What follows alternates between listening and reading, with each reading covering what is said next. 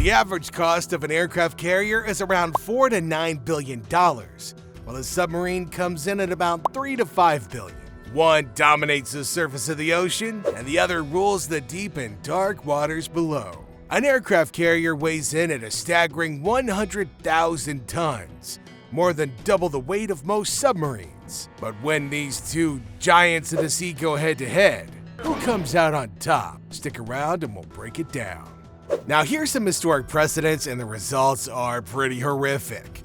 Imagine a $100 million submarine taking on a $4.5 billion nuclear-powered aircraft carrier in a naval war game. Sounds kind of like a one-sided fight, doesn't it? Here's the scoop. In 2005, the Swedish submarine HMS Gotland did the unthinkable. It sank the USS Ronald Reagan.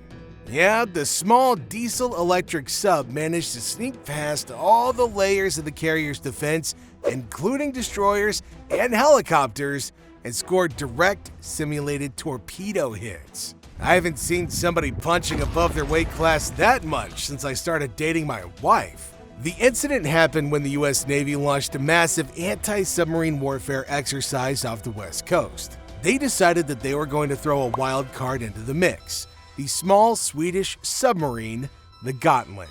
The mighty USS Ronald Reagan and its battle group were also the target of the Swedish sub. Well, what happened next shocked everybody, except for maybe the Gotland's crew. They knew exactly what was going on. This shrewd little diesel sub managed to slice through the layers of anti-submarine defenses that included helicopters and destroyers, specifically hunting it down. But the few simulated torpedo hits, the Gotland proved that it could have easily sunk the Reagan or left it crippled if it had been the real deal. So, if we compare that cost again, while the USS Ronald Reagan comes with a staggering price tag of $4.5 million, not even counting the rest of the battle group, the Gotland cost a mere $100 million. Diesel submarines might typically be noisier and have shorter underwater endurance than their nuclear counterparts, but the Gotland was different. You see, this sub used Stirling engines, a technology from the early 1800s that allowed it to run almost silently. So this thing was nearly impossible for enemy sonar to detect, even when going up against an aircraft carrier. Now, this also didn't happen in normal circumstances, so the tension was rising, and near-peer competition with China and the Indo-Pacific was also cutthroat. So the HMS provided a wake-up call for the United States Navy. So how did a relatively cheap sub pull off this shocking upset against one of the most advanced war machines on the freaking planet? Okay, so the short answer is that the Gotland wasn't just an ordinary submarine. As mentioned before, it ran on the Stirling engine, which made it incredibly silent and incredibly difficult to detect. Well, let's just say the American Navy woke up because it uncovered some major weaknesses in their carrier defenses, especially against quiet subs like the Gotland. The US Navy took this call seriously and leased the Gotland to investigate how it slipped past their defenses in order to improve their anti-submarine tactics. But this wouldn't be the first time vessels of this size slammed into each other. Flashback, March 21st, 1984, also the day when the ocean turned into a stage for a high-stakes thriller. An unexpected shadow sneaked into the scene as the US Navy worked on its skills and stamina alongside the South Korean Navy. The Soviet Navy's Victor-class nuclear attack submarine, the K-314 Petropavlovsk, was secretly chasing the mighty USS Kitty Hawk. This situation turns a routine exercise into a dangerous game of cat and mouse. Imagine the tension in Kitty Hawk as her crew was aware of the upcoming threat. They were ready for anything, except for what was about to happen next. Reports say that the K-314 was cruising without its navigation lights, which was strictly unlawful in the sea. And naval warfare, that's like playing poker without showing your cards. The move was reckless and absolutely disastrous. But the cost of this decision was even higher because of the bad weather conditions, and the Soviet submarine lost track of the USS Kitty Hawk. The captain made a bold yet really risky call to dive to just 10 meters, a move that could have disastrous results. Looking through the periscope, the commander realized a chilling truth, that the USS Kitty Hawk and its strike group were only 4 to 5 kilometers away.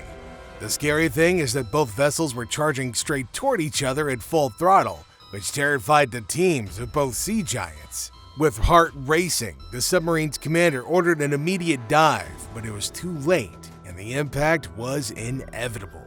The submarine took the brunt of the damage. The initial jolt was terrifying as the team was slammed around. Then it was time to assess the damage. The submarine's conning tower was intact, and miraculously, there were no leaks. But then came a second, more powerful strike. The USS Kitty Hawk had rammed into them again, this time hitting the propeller. That impact had damaged some critical components, making the crew of that submarine realize that they were in danger. Forced to surface, the sub had no choice but to show itself to the enemy.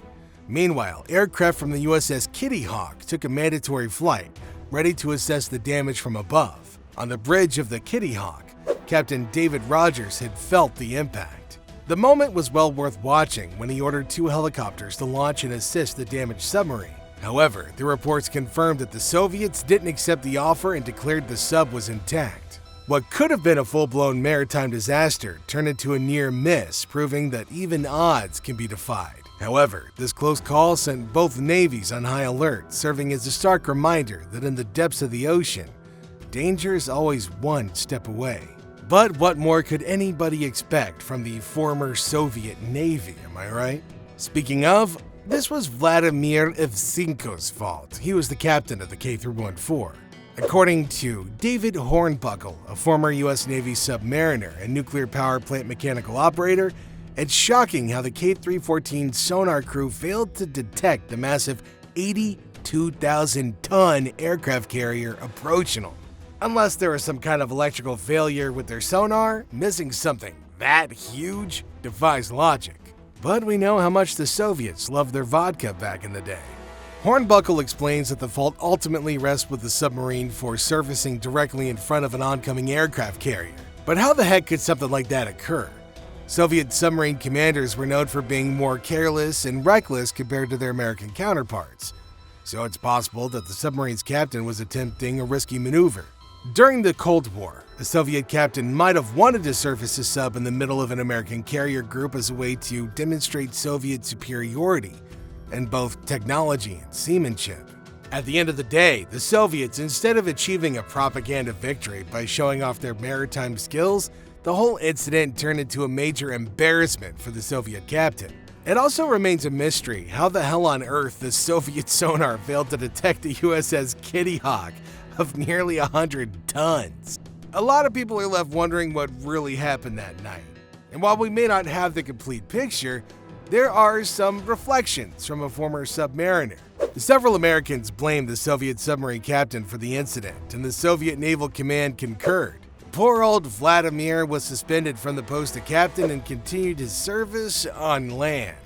Not only are incidents like this incredibly expensive in terms of repairing damage, but it also comes with the high risk of inciting a war or conflict. But regardless, at the end of the day, I really hope that Russian commander picked up his phone when people were calling about the extended warranty on a sub. Until next time.